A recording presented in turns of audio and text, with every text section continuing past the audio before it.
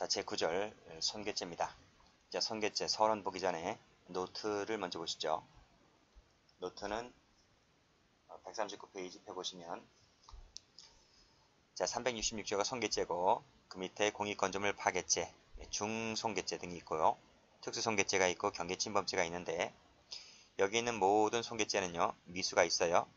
그 다음에 상습범위 없다. 자, 그런데 이 중자 붙은 범죄 있죠? 중자 붙은 범죄, 그 다음에 경계침범죄.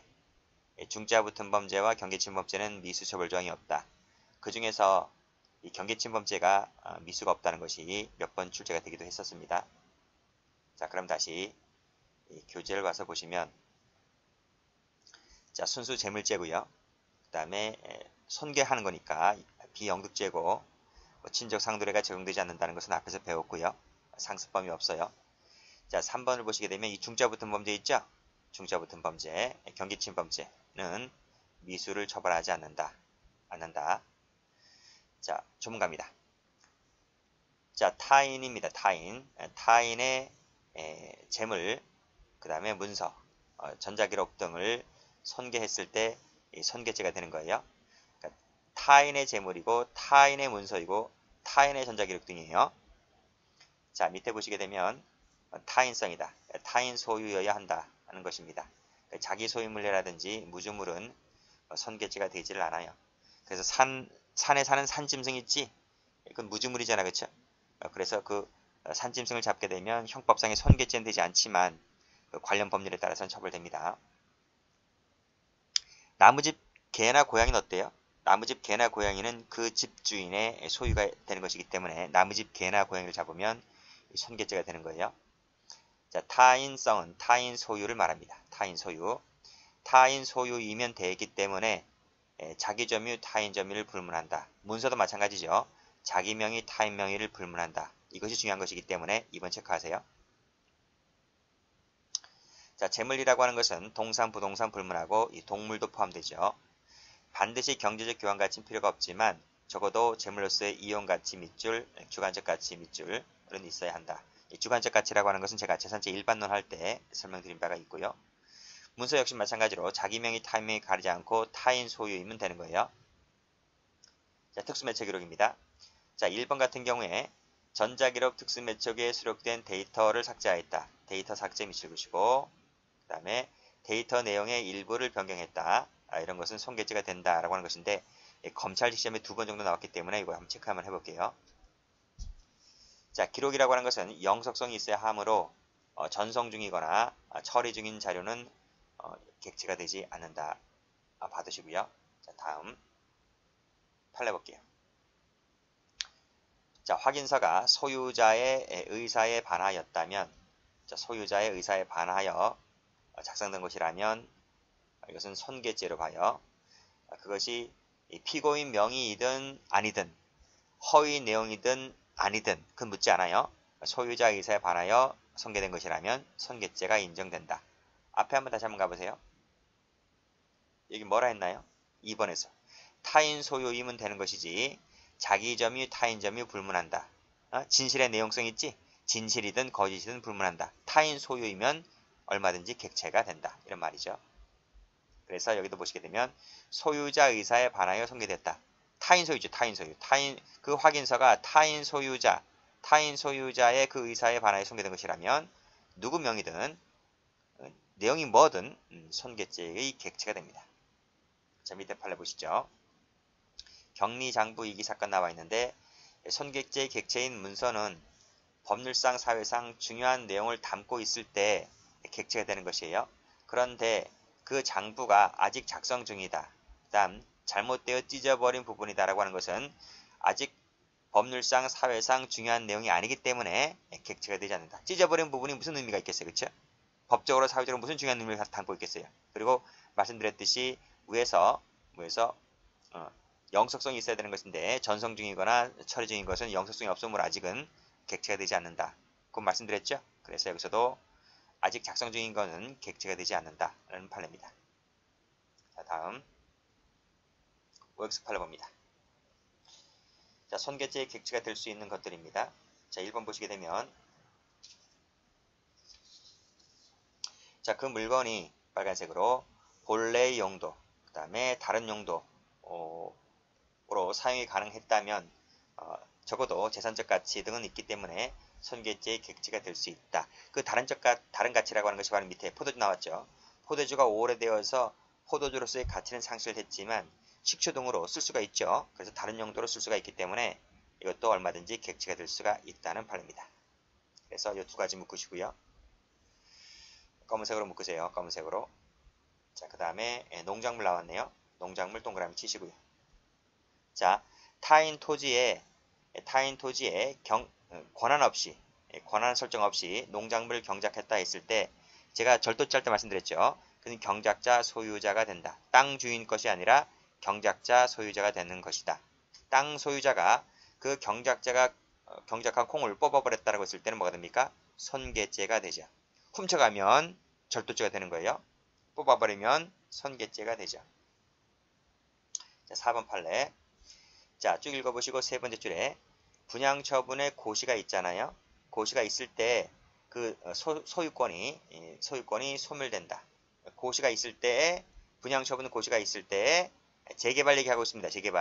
재개발 지역 안에 무허가 건물 나와 있지.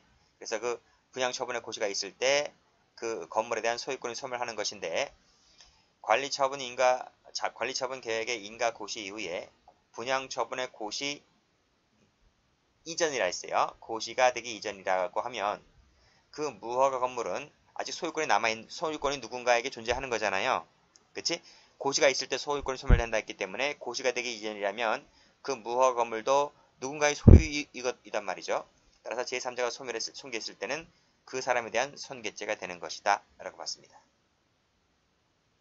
자, 밑에 비어있는 아파트 동그라미도 손괴죄의 객체가 될 수 있다는 판례들이고 묶으세요. 자, 7번 판례 가보시면 말씀드렸듯이 타인 소유이면 됩니다. 그게 누구 점유이든 누구 명의든 가리지 않아요. 자기 점유든 타인 점유든 가리지 않고 타인 소유라면 객체가 되는 것이다. 그랬습니다. 밑에 영수증 동그라미. 영수증. 피해자로부터 위 영수증을 받고 나서 전세금을 반환하기도 전에 찢어버렸다라고 했을 때 이 영수증이 타인 소유거든요. 피해자의 소유거든요. 그것이 자기 점유하에 있다 하더라도 타인 소유이기 때문에 찢어버리게 되면 그 사람에 대한 관계에서 손괴죄가 됩니다. 다음 자, 행위를 보죠. 자, 손괴, 은닉, 기타 방법으로 효용을 해야 하는 것이다 그랬습니다. 자, 효용을 해야 한다는 말의 의미는 사실상 밑줄, 감정상 밑줄도 효용을 해야 하는 것이 되는 거예요. 그 밑에 그 도표 한번 보세요. 내용을 보시게 되면 여기 커피에 담뱃재를 털어 넣었다 그랬습니다. 그렇죠? 또는 침을 뱉어버렸다라고 하는 것. 여러분 담뱃재를 털어 넣거나 누군가가 침을 뱉은 것은 먹을 수 있어요?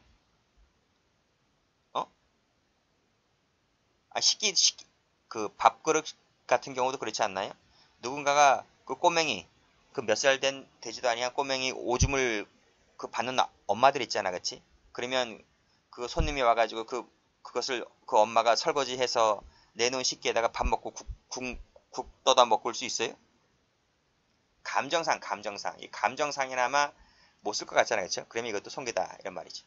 그러니까 그 그릇 같은 경우를 부순다는 것도 당연히 손괴지만 감정상 쓰지 못하게 하는 것도 손괴가 될 수 있다. 이러한 것은 일시적 동그라미도 가능하다.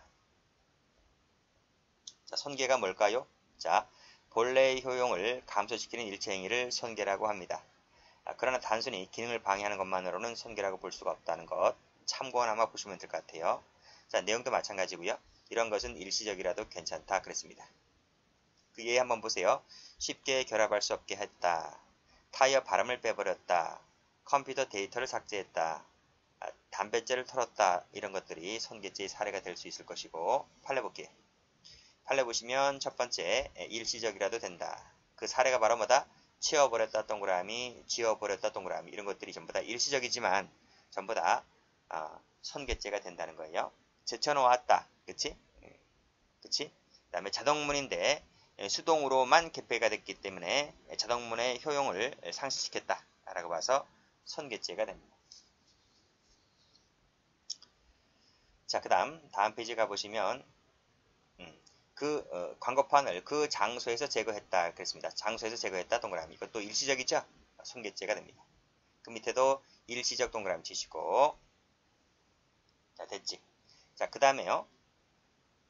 자, 6번과 뭐를 비교하시냐면 그 6번하고 그 밑에 1번 체크해보세요. 이 두 가지를 비교하시기 바랍니다. 같은 판례예요. 같은 판례인데 위에 건 되는 것이고 밑에 건 되지 않는 거예요. 소유자의 의사에 따라 어느 장소에 게시가 된 문서를 그 의사에 반하여 떼어내는 것은 손괴죄가 돼요. 그치? 이 문서가 그 소유자의 의사에 따라 부착된 문서래요. 이 문서는. 그래서 이 의사에 반해서 떼어내게 되면 손괴죄가 되고요. 그리고 이 의사에 따라 형성된 이 종래의 상태를 변경하는 것도 이 의사에 따라 형성된 것이기 때문에 바꾸면 이것도 손괴죄가 돼요. 그러나 밑에 파란 펜 들어보시면 그 문서가 그 소유자의 의사에 반해서 붙여진 것이다. 또는 그 의사와 무관해서 붙여진 것이다. 라고 했을 때 단순히 제거하거나 변경했다는 것만으로는 손괴죄가 되지를 않아요. 그러니까 소유자의 의사에 따라 붙여진 것이냐, 소유자의 의사에 따라 또는 무관하게 붙여진 것이냐를 구별해서 손괴죄 여부를 따져보시기 바랍니다. 자, 그럼 바로 2번 볼게요. 이 사건 아파트 입주자 무슨 신도시 쓰레기 무슨 건립반대를 위한 비상대책위원회 위원장인 피고인이 자, 이 사건 아파트 관리사무소장이 이 사건 회신문서 수취인들의 동의를 받지 아니한 채 엘리베이터 벽면에다가 이러이러한 문서 한 부를 임의로 제거했다 그랬습니다. 이 문서가요. 이러한 문서가 자, 그 문서 수취인의 동의를 받지 아니한 채 지금 엘리베이터 벽면에 붙여진 거잖아. 그쵸? 그치? 그러면 이 위원장인 피고인이 그 문서를 임의로 제거했다 하더라도 이것이 손괴죄가 되나요? 안 된다는 거지. 그치? 왜냐하면 이 문서라고 하는 것은 그 소유자 의사에 반해서 소유자 의사와 무관하게 붙여진 것이기 때문에 이것을 제거했다 하더라도 제거가 되지 않는다. 라고 하는 사례입니다. 중요한 건 아니고요. 앞에 나와 있는 그 위에 손괴죄가 되는 판례들이 더 중요하기 때문에 그 부분만 좀 보시면 될 것 같아요. 다음 페이지 한번 가볼게요. 은닉이 나왔네요. 은닉은 소재를 불분명케 하여 발견을 곤란 또는 불가능하게 하는 것을 말한다 했네요. 자, 판례 보시게 되면 자, 격리사무 처리상 필요 불가결한 매출 계산서 등의 반환을 거부했다 하는 것은 은닉으로 봐요. 은닉. 그래서 손괴죄가 되고요. 그러나 더 호젓한 곳으로 가기 위해서 가방을 돌려주지 않았다라고 하는 것인데 이것은 고의 자체가 없죠. 고의 자체가 없기 때문에 은닉죄로 볼 수 없는 것이고요. 사건의 증거로 제출했다라고 했을 때도 은닉죄가 되지는 않습니다. 기타 방법 나왔네요. 여기 뭐 식기에 방뇨를 했다. 뭐 감정상 걸어둘 수 없게 했다. 뭐 앵무새에게 욕설을 가리켰다. 이런 것들이 손괴가 될 수 있어요. 자, 밑에 판례 보시면 두 번째 줄권이시고 자, 빨간색으로 레커 스프레이를 동그라미 이를 이용해서 낙서했을 때는 그 건물의 효용을 해친 것이다 라고 하는 것입니다. 그래서 페인트 칠을 건물 전체를 다시 해야 돼요. 다시 해야 된다. 손괴죄가 될 수 있습니다. 그렇지만 계란 30개를 던진 것은 손괴죄가 될 수 없다. 물 청소하면 깨끗하게 지워지기 때문에 손괴죄가 되지 않습니다. 다음 주관적 요건. 자, 재물손괴죄의 범위를 인정함에 있어서는 반드시 계획적인 손괴죄의 의도가 있을 필요 없어요. 반드시 계획적일 필요는 없고 또 손괴를 적극적으로 희망하고 있을 필요는 없고 그치? 다만 뭐는 있어야 된다? 의사에 반할 정도이면 된다. 이렇게 보고 있습니다. 자, 그 다음 그리고 손괴죄는요 고의가 있어야 되는 고의범이죠. 과실범은 처벌하지 않아요. 과실손괴죄는 없어요. 근데 그 고의라는 것이 의사에 반할 정도이면 된다라는 것이죠. 자, 밑에 판례. 적법한 절취를 취하지 않고서 일방적 철거하였다라고 했을 때 고의가 있다고 봤고요. 그렇지만 파란색으로 고장난 것으로 생각을 했다. 마땅한 장소가 없어서 그랬다. 생활하수를 처리하기 위해서 이렇게 했다. 라는 것은 고의가 없는 거예요. 자, 비가 스며들지 않게끔 했다. 이런 것들도 마찬가지입니다. 다음 위법성이죠. 자, 위법성인데 요팔 한번 볼까요? 을은 갑의 농지를 임차했다. 그리고 94년 4월 25일까지 쪽파를 수확하지 않을 경우에 갑이 이를 이미 처분하여도 이의 제기를 하지 않기로 약정을 하였는데 쪽파를 재배한 을은 수확되지 아니한 쪽파를 병에게 매도하였는데 명인 방법을 실시하지 아니하였다. 그랬습니다. 한편 4월 25일이 지난 후에도 쪽파를 수확하지 않자 그 쪽파를 경기로 갈아엎었다.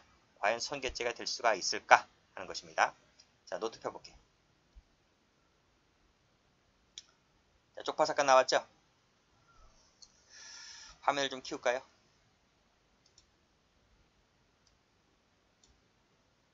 자, 보십시오. 갑이 이제 밭주인이죠. 밭주인. 임대인이죠. 그리고 을은 임차인입니다. 자, 갑이 그 밭을 을에게 세를 줬어요. 세를. 1년 세를 줬는데 그 임대 약정이 이랬어요. 임대 약정이. 임대 약정이 뭐였는가 하면 자, 94년 4월 25일까지 이 쪽파를 수확을 해라. 그때까지 수확하지 아니하면 내가 갈아엎어 버리겠다. 임의 처분해도 좋다라고 하는 이 약정을 합니다. 약정을 한다. 무슨 말인지 아시겠죠? 그래서 이제 세를 줬는데 이 임차인이 그래서 세를 받아서 이제 여기다가 쪽파를 심었어요. 근데 그해 겨울에 날씨가 안 좋았어요. 날씨가 안 좋아서 쪽파를 수확할 수가 없었는데요. 보통 이 쪽파는 농작물 같은 경우에는 봄철에 수확이 되잖아요. 그러면 보통 이제 이 사람은 전문 농사 짓는 사람이잖아요.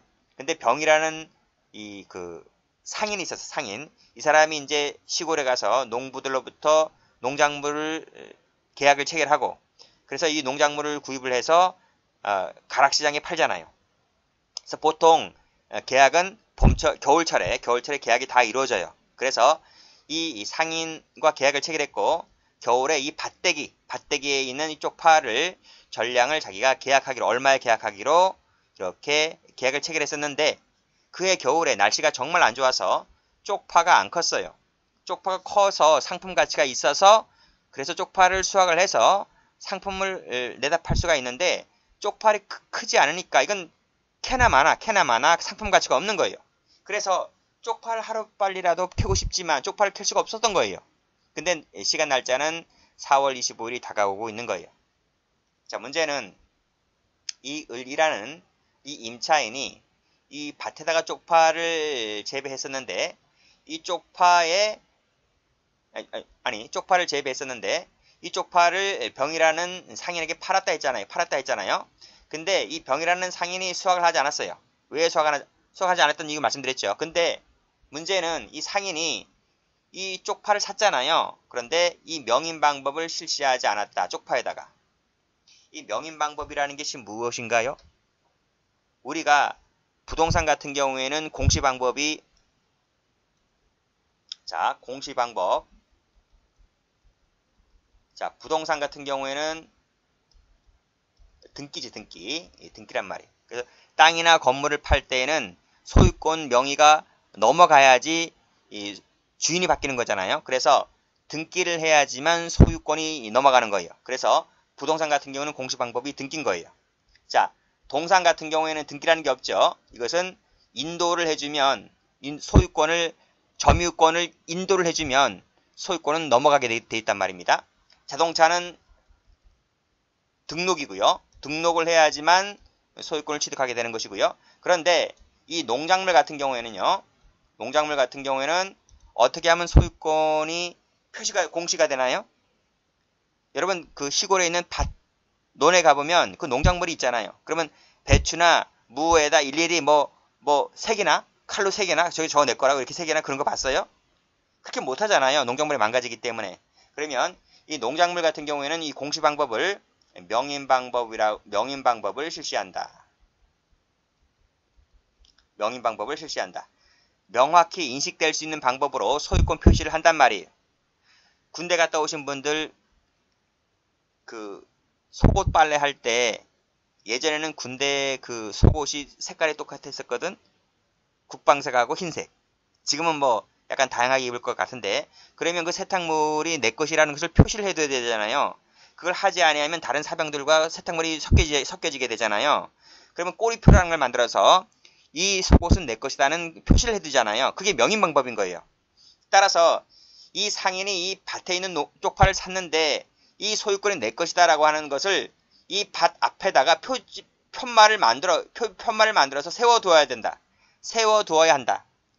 이 편말을 만들어서 세워두는 것을 명인 방법이다 라고 한단 말이에요. 그래야지 소유권 표시가 되는 거예요. 이건 내가 돈을 주고 샀기 때문에.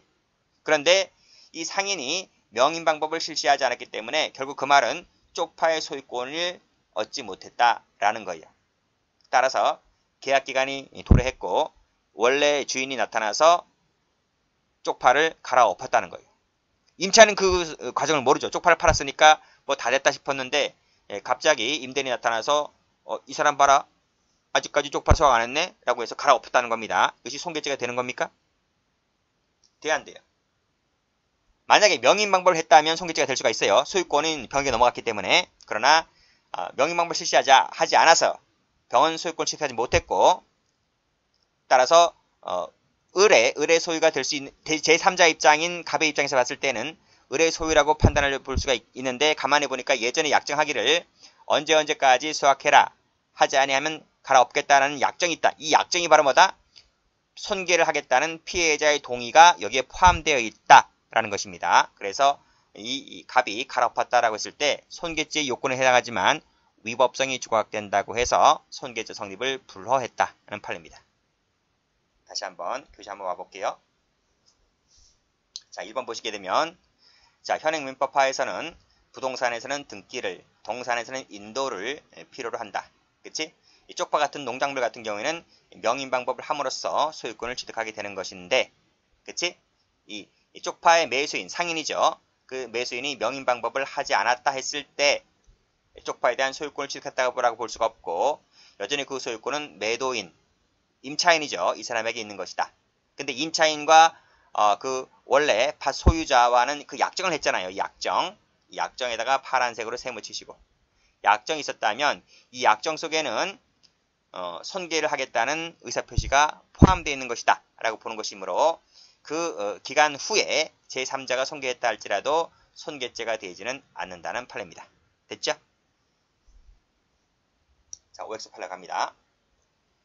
자, 1번 보시면 피해자 승낙은 언제든지 자유롭게 철회할 수 있다 했고, 그 철회 방법에는 제한이 없다고 했습니다. 자, 그 사례가 2번인데요. 자, 피고인이 피해자 갑의 상가 건물에 임대차 계약 당시 갑의 모 을에게서 인테리어 공사 승낙을 받았었는데 임대차 보증금 잔금 이것을 미지급을 이유로 공사를 중단하고 퇴거할 것을 요구하였다 그랬어요. 여기서 공사를 중단해라. 그리고 너 나가. 이렇게 얘기했다면 무슨 말이지? 이 말이 무슨 말이에요? 이것은 그 의사표시, 위 의사표시 시설물 철거에 대한 동의를 철회했다. 라고 보는 거예요. 이 철회 방법이 제한이 없다 했으니까, 그러니까 공사를 중단하고 나가라. 라고 하는 것도 철회 방법이 될 수 있다는 겁니다. 그런데 갑자기 이 사람이 도끼를 던져서 창가 요청을 손괴했다라고 했을 때 뭐가 되는 거예요? 손괴죄가 되는 거죠. 자, 2번. 피고인이 갑에게서 채무 없이 잠시 빌려준 어음이 하나 있었는데, 근데 갑이 피고인의 동의 없이 을에게 배서 양도를 해주었다는 겁니다. 그래서 을이 소지 중이다. 을이 소지 중이란 말은 을이 소유자가 된 거예요. 소유자가 된 거예요. 근데 갑자기 피고인이 나타나서 그 보자 하면서 이를 찢어버렸다라고 하는 것은, 그것은 타인 소유물을 찢어버린 것이기 때문에 손괴죄가 돼요. 긴급 피난이라고 볼 수 없다는 것입니다. 총론 교제할 때 나오죠. 어음은 무인 증권성을 띠고 있기 때문에 소지자, 점유자가 소유권이 있어요. 그래서 이것은 을이 소유자가 되는 거예요. 발행인 소유가 아니고 을이 소유자가 되는 것이므로 피고인이 이 소지자인 을이 은행에 가서 지급 청구할 수 있잖아요. 그 지급 청구를 막아버리기 위해서 찢어버렸다라고 하는 것은 자기가 긴급피난을 주장하고 있지만 긴급피난이라고 볼 수가 없다는 판례입니다. 자, 위법하지 않은 판례 볼까요? 자, 다음 1번 판례입니다. 뽕밭을 유린하는 소유 고삐가 나무를 얽혀 풀 수 없는 상황에서 고삐를 낫으로 끊었다 했습니다. 그러면 고삐를 낫으로 끊어버렸기 때문에 손괴죄의 요건에 해당하지만 위법성이 조각될 수 있는가라는 것입니다. 뽕밭을 유린한다는 거죠. 그래서 그 밭주인이, 뽕밭 주인이 나무집 소유 고삐를 낫으로 끊었다는 것인데 이 고삐 값은 얼마 안 들잖아요. 그러나 뽕밭은 그 상품 가치가 크기 때문에 뽕밭의 가치가 더 크고, 그 다음에 이런 상황 속에서 어쩔 수 없이 이걸 끊지 않으면 이 뽕밭이 더 유린당할 수 있는 상황이기 때문에 밭주인이 고삐를 낫으로 끄는 것은 요건에는 해당하지만, 구성요건에 해당하지만 위법성이 조각된다. 그래서 손괴죄가 되지 않는다는 판례입니다. 2번 판례 보시면 철거는 철거인데 판결을 받아 철거한 것은 역시 조각된다고 봤어요. 다음 문서죄와의 변경에 나와 있는데 자기 소유일 때는 죄가 안 돼요. 자, 그러나 타인 소유일 때는 말씀드렸지만 자기 명의, 타인 명의 가리지 않고 전부 다 손괴죄가 된다. 여기도 손괴죄는 가능해요. 손괴죄는 가능한데 이 타인 소유, 타인 명의일 때는 변조죄가 돼요. 변조죄. 그래서 타인 소유, 타인 명의일 때는 변조죄도 되고 손괴죄도 되는데 여기서는 이 문서 변조죄가 손괴죄보다는 특별 관계에 있기 때문에 이때는 손괴죄로 처리하지 않고 변조죄로 처리한다 하는 것입니다. 됐지? 그래서 올라가 보시면요. 1번 타인 명의의 문서 내용에 변경을 가했을 때는 여기 타인 명의죠.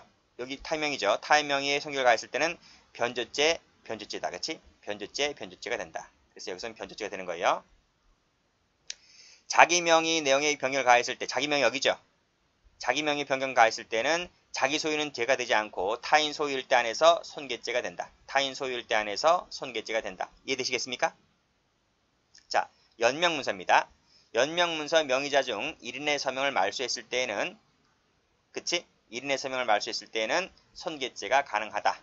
이렇게 보시고 판례 봅니다. 자, 자기 명의 문서라 할지라도 타인 기관에 접수가 되어 있다면 이것이 타인 소유가 되어버리거든요. 그치? 자, 여기서 뭐라 그랬어요? 타인 소유이고 자기 명의다라고 했을 때 손괴죄 된다 그랬죠? 그래서 1번 손괴죄가 됩니다. 자, 2번 어음이네요. 은행에 보관시키게 되면 이것이 은행 소유가 되어버립니다. 근데 그 일자를 지워버렸기 때문에 이건 은행 소유인 것을 손괴를 해버렸기 때문에 손괴죄가 되는 거예요. 전부 다 1번, 2번 다 타인 소유죠. 자, 3번이 연명문서입니다. 자, 타인의 이름을 추가로 기입하였다. 추가 기입 동그라미. 그래서 연속성을 끊어버렸지? 그랬을 때 손괴죄가 된다. 자, 공익 건조물 파괴죄는 됐고요. 자, 다음 페이지 가보시면 그 다음에 특수 손괴죄 나왔네요. 특수란 말의 의미는 전부 다 우리 앞에서 특수 폭행죄 할 때 전부 설명을 드렸습니다. 그래서 여기 위험한 물건을 휴대하여 손괴죄를 범했을 때 특수 손괴죄가 된다. 그치? 이 휴대라는 것은 휴대만 하면 되는 것이지 인식할 필요가 없다는 것 우리가 저 맨 앞에서 다 설명드렸어요. 자, 밑에 판례 볼게요. 1번 위험한 물건이 자동차입니다. 자동차를 휴대하고 다른 사람의 재물을 손괴를 하면, 그치? 휴대하고 손괴를 해버리면 뭐가 돼요? 손괴죄가 되는 거예요. 밑에도 자동차를 이용하여 손괴를 해버리면 특수 손괴죄가 돼요. 조문에서 뭐라 그랬습니까? 위험한 물건을 휴대하면 그 즉시 특수 손괴죄가 되는 거예요. 상대방이 인식했든 못했든 상관없어요. 그래서 밑에 보시면 1번을 보시게 되면 인식하지 못했다든지 위해를 입지 않았다든지 상관없어요. 그냥 휴대하고 손괴하면 특수 손괴죄가 되는 거예요. 됐습니까? 밑에도 2번을 보시게 되면 해를 입었든 안 입었든 상관없어요. 자, 올라가 볼게요. 사실관계 읽어보시고요. 자신의 승용차를 전진후진하면서 앞범퍼로 을의 승용차와 앞범퍼로 문짝을 육출에 들이받았다. 계속해서 승용차의 앞범퍼를 전방에 주차되어 있던 병의 승용차와 들이받아 손괴하였다. 이것이 바로 뭐지? 자동차를 이용하여 손괴한 거예요. 두 대를 손괴한 거예요. 그러면 특수 손괴죄가 되는 것이에요. 여기서 끊고. 근데 그 차는 빈 차량이었고 탑승하는 사람은 없었고 그 피해자인 을과 병은 그 차량에 타지 못하고 옆에서 그 광경을 지켜보았었더라. 라는 겁니다. 그쵸? 그래도 특수손괴죄가 되는 거지. 꼭 사람이 다쳐야지만 특수손괴죄가 되는 것이 아니라 자동차를 이용해서 다른 자동차를 까버리게 되면 특수손괴죄가 되는 것이. 다음 경계침범죄.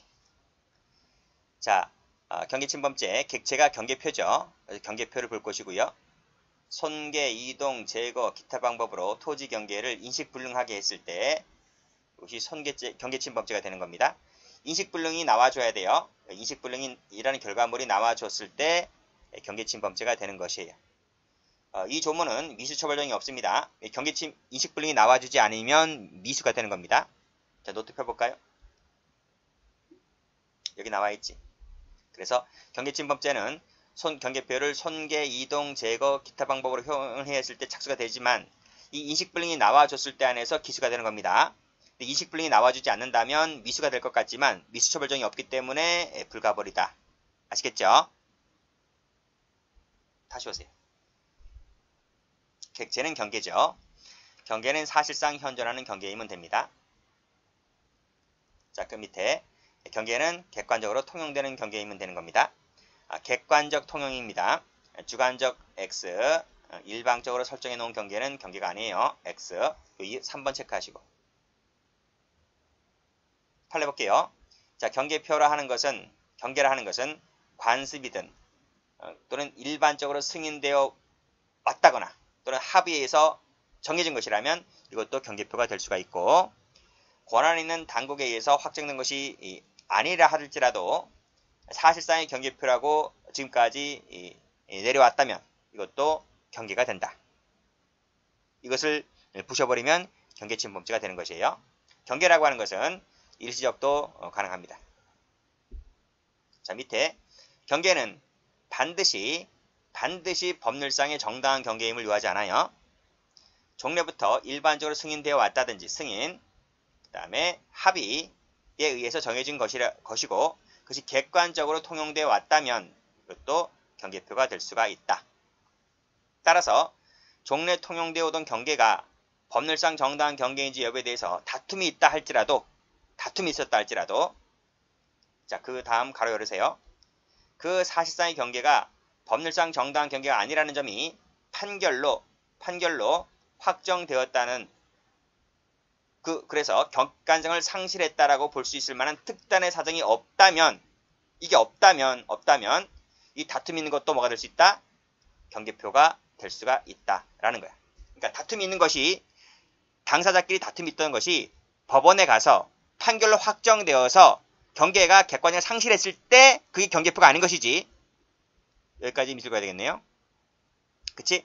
다툼이 있던 경계가 법정에 가서 판결을 통해서 경계표로서의 객관성을 상실했을 때 안에서 경계표가 되지 않는 것이지, 그런 사정이 없다면 아직까지 여전히 이 다툼이 있는 경계표는 여전히 경계표로 봐야 한다라는 것이 판례입니다. 됐죠? 이 판례 체크하시고 출제가 된 적이 몇 번 있습니다. 자, 말뚝사건 볼게요. 자, 경계표에서 경계표라 하는 것은 승인되어 왔거나 합의에서 정해진 것이면 된다. 그리고 그 합의라는 것 자체가 위로 올라가 보시면 객관적으로 통용되어 온 것을 말한다. 자, 그러나 밑에 2번 기존 경계가 진실한 권리 상태와 맞지 않는다는 이유로 당사자 어느 한쪽이 기존 경계를 무시하고 파란펜으로 일방적 세무치입니다. 지 멋대로 경계 측량을 해서 개표를 설치하였다면 이 개표라고 하는 것은 객관적으로 설정해 놓은 경계표가 아니라 자기 제멋대로 경계표를 측량을 해서 경계표를 세우는 개표잖아요. 이것은 뭐다? 여기서 말하는 경계표라고 볼 수가 없다. 됐습니까? 그래서 올라가 보시면요. 쭉 읽어보시고 일방적으로 경계 측량을 한 후에 말뚝을 세워놓자 이를 승복할 수 없다면서 말뚝을 뽑아버렸지만 이 말뚝은 뭐다? 경계표가 될 수가 없기 때문에 말뚝을 뽑아버렸다 할지라도 죄가 되지 않는다. 이런 얘기입니다. 이 일방적 설정이 뭐예요? 이것이 바로 주관적 설정한 것이다. 이런 것은 경계표가 될 수가 없다. 이런 게 판례죠. 행위봅니다. 쭉 보시고요. 인식불능 나왔네요. 사실상 곤란하게 할 정도면 된다 했고, 말씀드렸듯이 인식불능 결과가 발생을 해야 됩니다. 근데 인식불능 결과가 발생하지 않았다면, 이것이 없다면 처벌할 수가 없는 것이죠. 이거 잘 받으시고요. 다음 페이지. 경계표라고 하는 것은요, 수목이라든지 유수를 통해서도 경계표가 될 수가 있어요. 유수는 흐르는 물줄기를 말합니다. 그 옛날 다 그러지 않았나요? 옛날 뭐 조선시대 뭐 다 그러지 않았나? 뭐 우리 지금이야 뭐 산업이 많이 발전했지만 측량기구가 다 있지만 예전에는 측량기구라는 게 어디 있어요, 그렇죠? 그래서 저 골짜기부터 어느 동네, 저 골짜기부터 또 다른 동네 이렇게 얘기하잖아요. 저기 저 산에 있는 저 나무부터는 어느 동네 이런 식으로 했단 말입니다. 그래서 그 수목이나 유수가 있는데 그 경계선 부분에 큰 조용소나무가 있었는데요. 그 조용소나무가 경계표 역할을 했었는데요. 그 조용소나무를 뽑아버렸다면 경계침범죄가 되는 것이죠. 자, 밑에 판례 인식불능하게 했을 때 이퀄 기수가 됩니다. 그러나 인식불능의 결과가 발생하지 않았다면 그때는 본죄가 성립할 수가 없다. 이퀄 무죄가 된다. 이렇게 필기하시고요. 자, 죄가 되는 거 봅니다. 타인 토지 8평을 침범하였다. 동그라미. 뽑아버렸다. 동그라미. 전부 다 죄가 되죠. 그러나 밑에 보시면 담벽의 연장선상에 추가로 담벽을 설치했다. 추가 담벽 설치했습니다. 이것은 경계표를 건드린 게 아니지. 경계표를 건드리지 않았기 때문에 침범죄가 되지 않고요. 밑에 판례도 지붕 위로 나오게 해야겠다. 세모. 이런 것들도 경계표를 건드리지 않았기 때문에 경계침범죄가 되지를 않습니다. 자, 3번 판례 보시게 되면